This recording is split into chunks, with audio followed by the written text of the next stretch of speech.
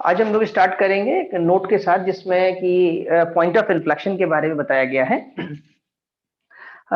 इन particular note है ये, in particular if f double dash x equal to zero and f triple dash x not equal to zero at a point, यानी कि second derivative zero हो, यानी zero put करिए आप तो उससे पॉइंट ऑफ इन्फ्लेक्शन आ जाएंगे आपका। और फिर उसमें जो थर्ड डेरिवेटिव जीरो नहीं होना चाहिए at a point P, then pxy is a point of inflection, that is d2y by dx2 is equal to 0 and d3y upon dx3 not equal to 0। तो ये आपने तब लिखना होगा जब y is the function of x होगा। एक remark दूसरा दिया हुआ है, जो रिमार्क है वो x is the function of y के केस का है। ठीक है, इसमें देखिए the position of A point of inflection is independent of choice of coordinate axis, चाहे x के रिस्पेक्ट में निकालिए चाहे y के रिस्पेक्ट में। Therefore, there will be a point of inflection at P if d2x upon dy2 is equal to 0, but d3x upon dy3 not equal to 0। ठीक, तो दोनों तरह से कर सकते हैं, y is the function of x लेके भी और x is the function of y लेके भी किया जा सकता है इसको। अब एक एग्जाम्पल बताते हैं, इससे आपको पूरा क्लियर हो जाएगा। एग्जाम्पल नंबर 6 में है कि find the point of inflection of the curve y equal to 1 upon 1 plus x square, y equal to 1 upon 1 plus x square का निकालना है। तो देखिए कैसे करेंगे इसको। The given curve is y equal to 1 plus x square की power -1 लिख सकते हैं, यानी कि इसका अगर डेरिवेटिव निकाला जाए तो dy upon dx, dy upon dx हो जाएगा -1 1 प्लस एक्स स्क्वायर की पावर -2, और एक्स स्क्वायर का जो डिफरेंशियल होगा वो आ जाएगा इनटू में 2x। एंड अब इसका हम लोग सेकंड डेरिवेटिव निकालेंगे, यहाँ पर निकाला गया है सेकंड डेरिवेटिव। तो इसको सेकंड डेरिवेटिव के लिए आप फर्स्ट फंक्शन और सेकंड का रूल लगाएंगे इसके अंदर। जैसे कि इससे पहले 2x है तो 2 आपका बाहर लिखा हुआ है, x का डिफरेंशियल किया, फिर आपने 1 x का 1 हो जाएगा और 1 प्लस एक्स स्क्वायर की पावर -2 सेम टू सेम लिख देंगे। फिर इसके बाद आप क्या करेंगे, 2x को लिख देंगे यहाँ पर इसी तरीके से, 2x का x लिखेंगे, 2 तो इसके डिफरेंशिएशन से आएगा, किसके 1 प्लस एक्स स्क्वायर की पावर -2 से -2 आ जाएगा। यानी फर्स्ट और सेकंड के रूल से आप इसको ओवरऑल कर लेंगे। तो आई सपोज कि आपने ये डिफरेंशिएशन कर लिया है, यहाँ पर हम इक्वेशन नंबर कहिए डाल दें, ये इक्वेशन 1 हो गई, अगर ये इक्वेशन 2 हो गई, तो इक्वेशन 2 बेसिकली आपका d2y अपॉन dx2 है, यहाँ पर इक्वल लगा होना केवल लगा हुआ है, लेकिन इसको लिख सकते हैं d2y अपॉन dx2। ठीक, अब आपने क्या किया, थर्ड डेरिवेटिव भी निकाल लिया, थर्ड भी निकाल सकते हैं प्रोडक्ट रूल से, एक को फर्स्ट ले लीजिए और एक को आप सेकंड ले लीजिए, उससे पूरा डेरिवेटिव निकाल लेंगे यहाँ से यहाँ तक। ठीक है, थर्ड डेरिवेटिव सिंप्लीफाई करेंगे तो आ जाएगा 24x 1 प्लस एक्स स्क्वायर की power -4 1 minus x square, right. तो डेरिवेटिव निकालना कोई मुश्किल नहीं है, 12th क्लास के मेथड से निकाल सकते हैं। कभी भी आपको इस टाइप प्रॉब्लम सॉल्व करनी है तो अल्टीमेटली dy अपॉन dx निकालना होगा और d2y अपॉन dx2। अब dy d2y अपॉन dx2 को जीरो पुट करेंगे, now equating d2y upon dx2 zero we get, इसको जीरो के इक्वल पुट कर दिया। जब इसको जीरो के इक्वल पुट करेंगे, सिंप्लीफाई करेंगे आप, तो देखिए ये वाली वैल्यू तो नहीं निकल पाएगी क्योंकि 1 प्लस एक्स स्क्वायर जीरो हो नहीं सकता। क्या जीरो हो सकता है, यानी ये आपको इंप्लाई करेगा 1 minus 3x square is equal to 0। यानी अगर यहाँ पर x निकाला जाए तो x की वैल्यू कितनी हो जाएगी, एक्स स्क्वायर की 1 अपॉन 3, यानी कि x की वैल्यू आ जाएगी प्लस माइनस 1 अपॉन √3, राइट। तो x की वैल्यू आ गई plus minus 1 upon √3। Also for these values of x we find. अब क्या करेंगे कि पहले तो x निकाल लिया, यानी पॉइंट आ गया आपका। अब पॉइंट आने के बाद उस पर थर्ड डेरिवेटिव की वैल्यू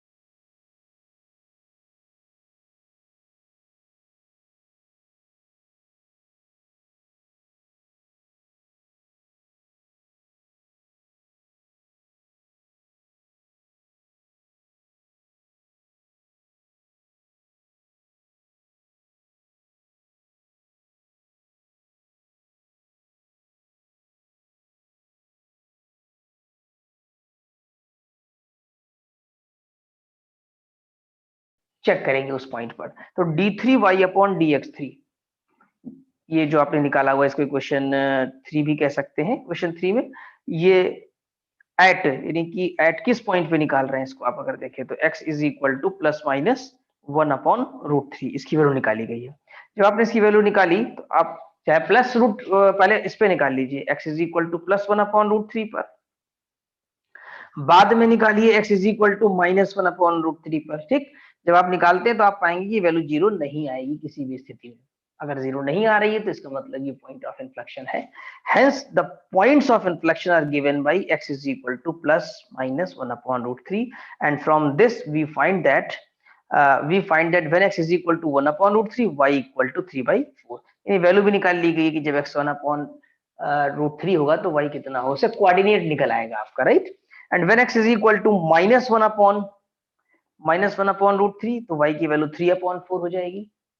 वो आप कहां से निकालेंगे, ये क्वेश्चन नंबर जो आपको कर्व की दी हुई है 1, क्वेश्चन नंबर 1 में x पुट करेंगे, यहाँ से y डिटरमाइन हो जाएगा आपका। ठीक, तो यहाँ कह सकते हैं कि रिक्वायर्ड पॉइंट्स ऑफ इन्फ्लेक्शन, जब x 1/√3 है तो y की वैल्यू आ रही है 3/4, तो पहला पॉइंट आ जाएगा। और उसी तरह के यहाँ से लेंगे तो आपका दूसरा पॉइंट आ जाएगा -1/√3, 3/4। तो इस तरीके से पॉइंट ऑफ इन्फ्लेक्शन डिटरमाइन किया जा सकता है।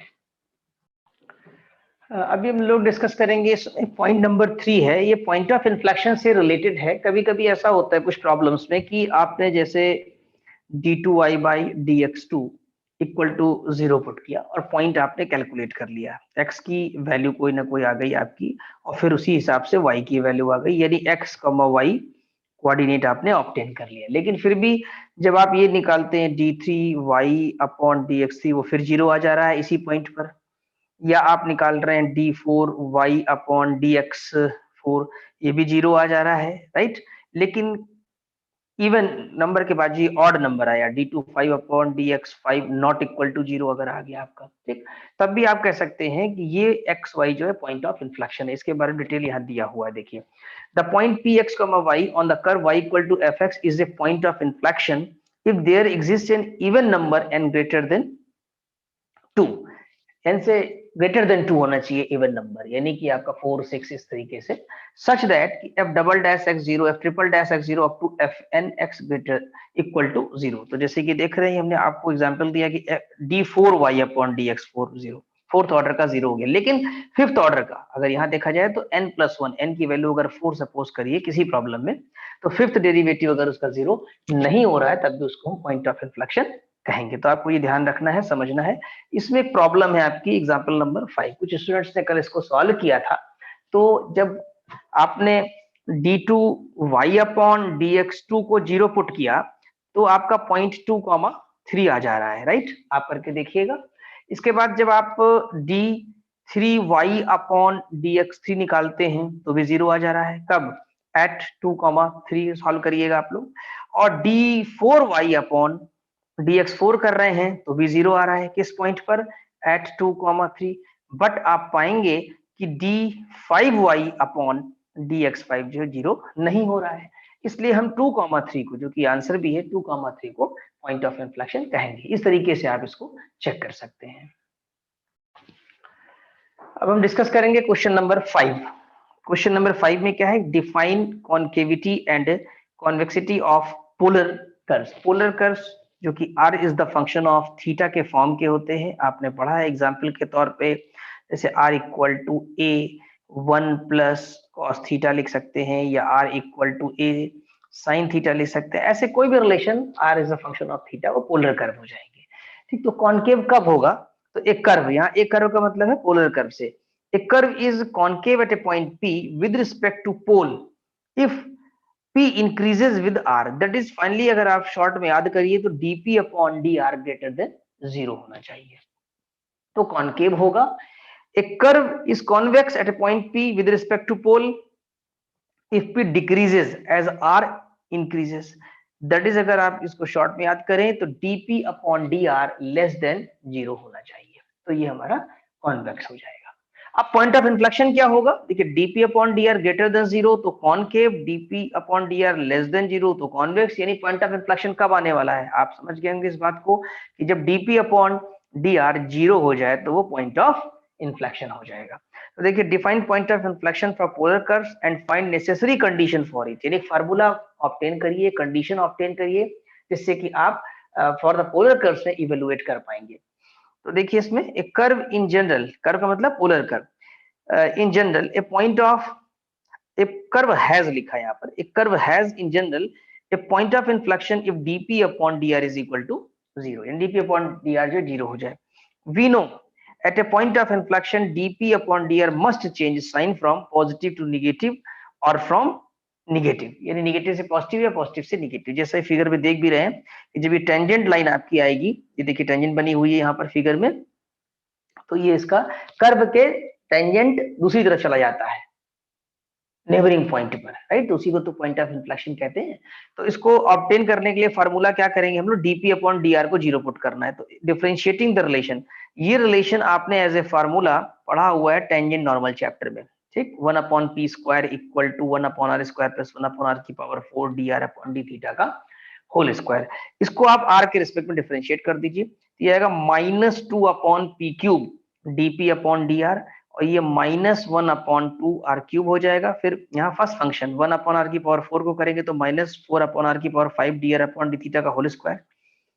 फिर जब इसको dr अपॉन डी थीटा को करेंगे तो 2 बाहर आ जाएगा, राइट, और ये देखिए 2 अपॉन आर की पावर 4। एक चीज यहाँ और होनी चाहिए थी, दैट इज अगर इसको डिफरेंशिएट कर रहे हैं आप तो 2 dr अपॉन डी थीटा भी होना चाहिए था इसमें, 2 dr अपॉन डी थीटा, और इसके बाद d2r अपॉन डी थीटा हो जाएगा। यहाँ पर एक ध्यान देने की बात है कि with respect to R differentiate करेंगे तो ये पूरा कैलकुलेशन जो आया यहाँ पर, ये मैं आपको समझा दे रहा हूँ। जब इसको डिफरेंशिएट करेंगे dr अपॉन डी थीटा के होल स्क्वायर को, तो बेसिकली इसको करेंगे r के रिस्पेक्ट में, तो dr अपॉन डी थीटा का होल स्क्वायर, ठीक, ध्यान समझेंगे, यहाँ ऑपरेटर हम चेंज कर रहे हैं, डी थीटा कर दे रहे हैं और dr अपॉन डी थीटा का होल स्क्वायर, और D theta by dr introduce कर देंगे इसके अंदर, ठीक, जिससे बैलेंस हो जाएगा, क्योंकि डी थीटा नीचे किया है तो डी थीटा ऊपर।